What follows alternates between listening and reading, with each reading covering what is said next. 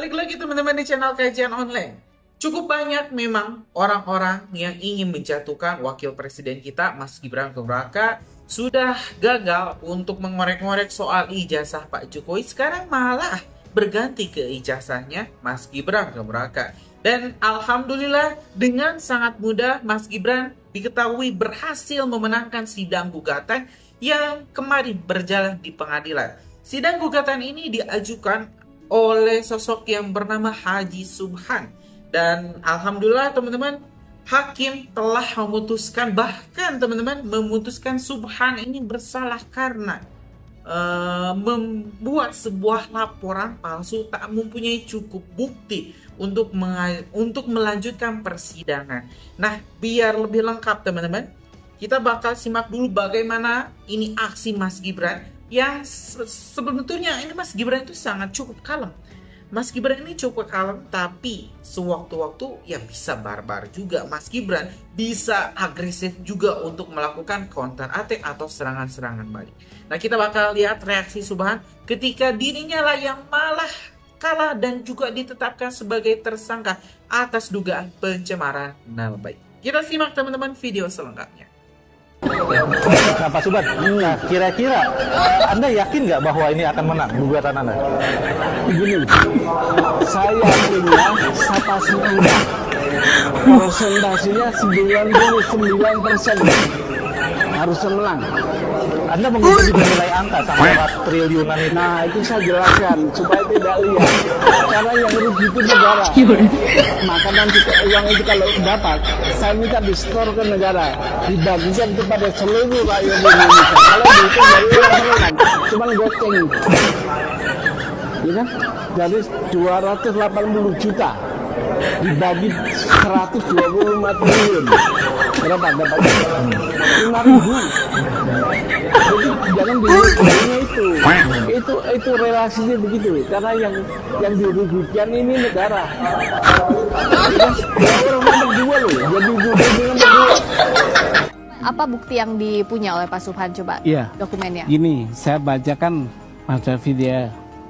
Bunyi monggo. Pasal Undang-Undang Nomor 7 Tahun 2017 tentang Pemilihan Umum, Pasal 169 huruf R, junto pasal 13 Peraturan Pemilihan Komisi Pemilihan Umum Nomor 19 Tahun 2023 huruf R juga. Bunyinya begini nih. Berpendidikan paling rendah tamat sekolah menengah atas, madrasah aliyah, sekolah menengah kejuruan, madrasah aliyah kejuruan, atau sekolah lain yang sederajat. Cukup kan? Cukup definitif itu. Kenapa? Sangat definitif. Iya, definitif. Sangat.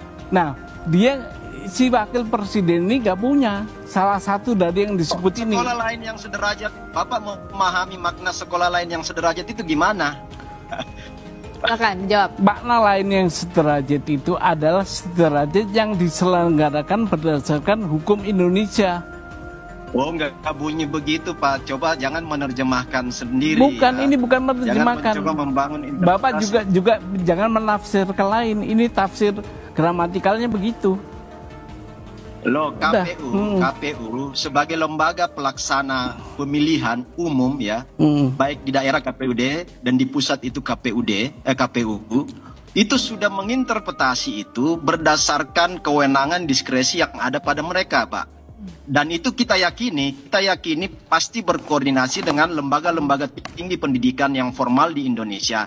Karena kalau misalnya itu kalau itu diinterpretasi bahwa lulusan luar negeri tidak bisa, pastilah KPUD akan membatalkan itu ketika di Solo yang lalu. Kemudian KPU pusat juga akan menganulir itu atau menolak itu kalau itu diinterpretasi, diterjemahkan bahwa lulusan luar negeri itu tidak memenuhi. Jadi kalau menurut Bung David, yang itu sudah dilalui oleh Mas Wapres, yang dimiliki itu sudah diverifikasi oleh KPU, sudah dianggap sederajat, harusnya tidak jadi masalah begitu Bung David? Pasti dong, nggak mungkin itu ditetapkan menjadi ketukan palu oleh KPUD ketika calon wali kota dan KPU pusat ketika mencalonkan diri sebagai cawapres. Saya ke Pak Suhan, nggak mungkin kalau tidak lolos verifikasi, toh sudah melewati di berbagai kota, lalu juga sampai ke pusat. Saya tidak ingin lari kepada persoalan politik atau yang lainnya. Ini view hukum. View hukum. Oleh karena itu kami uji di pengadilan. Nah, nanti kita lihat saja. Apakah boleh KPU menafsirkan pendidikan SMA sederajat dengan pendidikan luar negeri?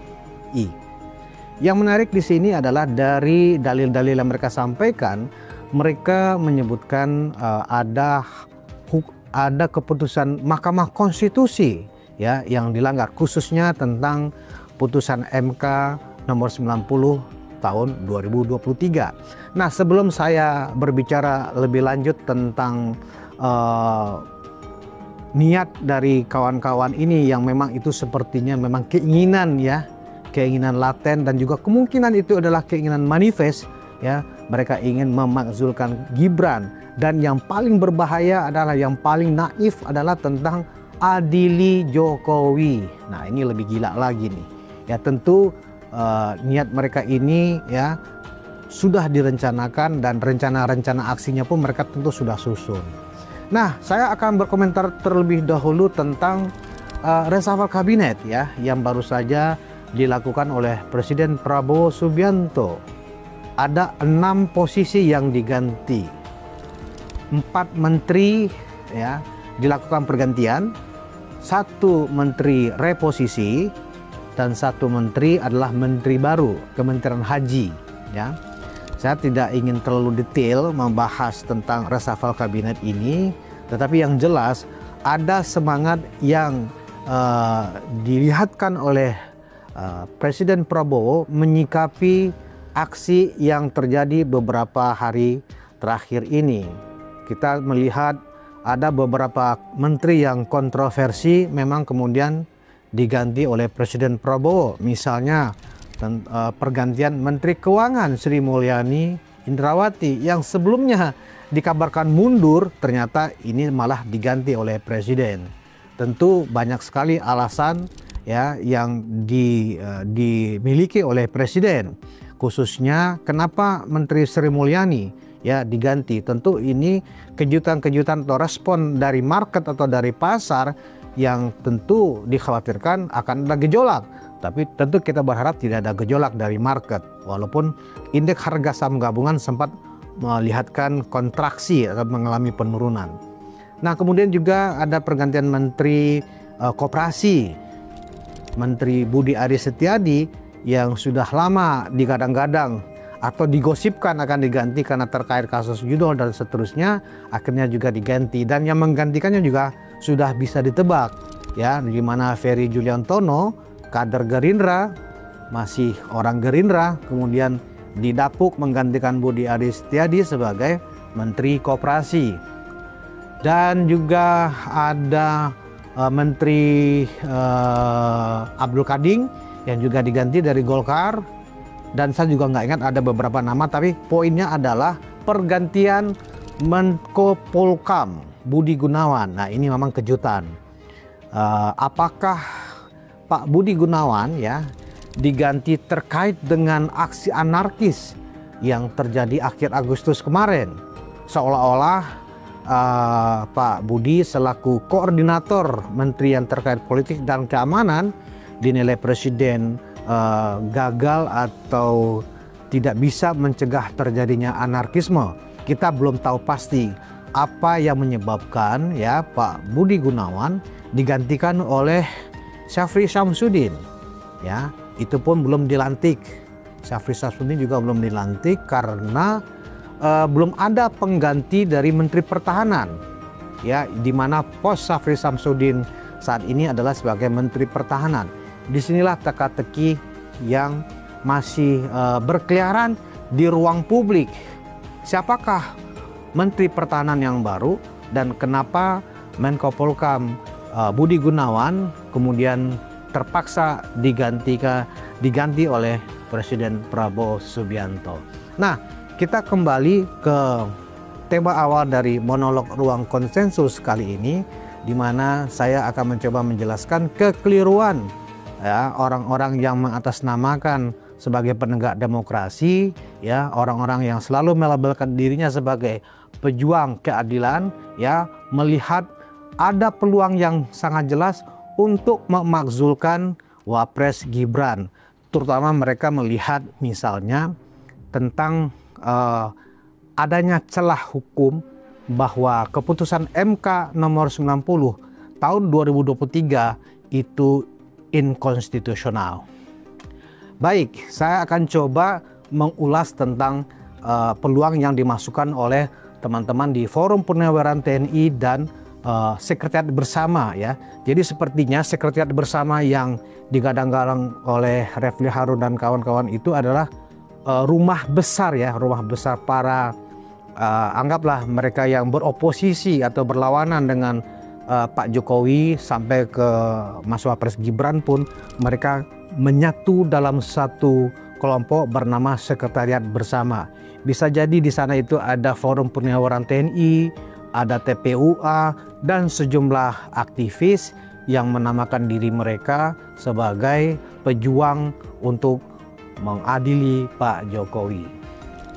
Beberapa putusan yang diterbitkan oleh Mahkamah Konstitusi selama ini memang telah menimbulkan pro kontra di tengah masyarakat, termasuk dari pengamat politik dan ahli hukum. Nah, dua putusan Mahkamah Konstitusi yang cukup menjadi bahan pembicaraan dan perdebatan keras adalah putusan MK nomor 90 tahun 2023 dan satu lagi nih. Ya, kalau kita bicara yang kontroversi, harusnya teman-teman seperti Refli Harun juga ingat putusan MK nomor 135 tahun 2024 itu sebenarnya juga layak untuk dipersoalkan. Nah, kedua putusan MK tersebut telah saya baca sebenarnya secara cermat dan seksama dan akan saya coba urai penjelasannya dalam monolog Ruang Konsensus kali ini. Nah, penonton Ruang Konsensus dimanapun Anda berada, putusan MK nomor 90 ya tahun 2023 adalah menyangkut syarat usia atau dari calon presiden dan calon wakil presiden yang memang dalam konstitusi tidak diatur. Di samping itu, putusan MK nomor 90 tahun 2023 selain bersifat erga omnes yakni berlaku untuk umum, juga membuka ruang bagi setiap warga negara Indonesia yang sedang atau pernah menjabat pada jabatan hasil pemilu, yakni sebagai kepala daerah atau sebagai anggota legislatif, meskipun ia belum berusia 40 tahun. Di samping itu, perkara nomor 90 tahun 2023 merupakan pengujian norma pasal 169 huruf Q Undang-Undang nomor 7 tahun 2017 terhadap Undang-Undang Dasar soal masalah syarat usia calon presiden dan calon wakil presiden yang memang tidak diatur dalam Undang-Undang Dasar Negara Republik Indonesia tahun 1945. Jadi putusan Mahkamah Konstitusi tahun 2023 sama sekali tidak menafsirkan apalagi mengubah norma atau pasal dalam Undang-Undang Dasar Negara Republik Indonesia tahun 45 yang merupakan itu adalah wewenang MPR RI. Putusan MK nomor 90 tahun 2023 telah menjadi dasar pencalonan Gibran Rakabuming Raka sebagai cawapres Prabowo yang ternyata dijadikan dasar pula oleh Forum Purnawiran TNI untuk meminta pemakzulan wakil presiden dengan alasan bahwa putusan MK tersebut melanggar konstitusi. Pendapat Forum Purnawiran TNI itu hampir senada dengan pendapat beberapa pengamat politik termasuk pakar hukum yang ternyata sebagian memiliki kepentingan tersendiri sehingga sengaja menggiring opini publik yang kadang-kadang bersifat provokatif, fitnah, dan adu domba. Ya teman-teman, barusan kita telah menyimak, kita telah mengkaji informasi terkait sidang yang dimenangkan oleh wakil presiden kita, di mana Pak Subhan teman-teman tidak mempunyai dalil atau interpretasi yang jelas terkait apa yang digugatkannya. Ini kan dirinya menggugat bahwa Mas Gibran tak punya ijazah SMA. Tapi Mas Gibran ternyata sudah sekolah di luar negeri, yaitu di Singapura. Dan bagaimana bisa kalau misalnya itu kan di undang-undang sekolah SMA atau sederajat tidak diatur harus di Indonesia. Kan dunia ini sangat luas. Bukan cuma Indonesia. Jadi ya mohonlah ini Pak Subhan nanti belajar dulu sebelum mau membuat sebuah kehebohan biar gak malu seperti hari. Gimana menurut kalian? Setelah nonton video ini punya pendapat lain tulis di kolom komentar, kita bakal diskusikan. Terima kasih teman-teman. Assalamualaikum warahmatullahi wabarakatuh.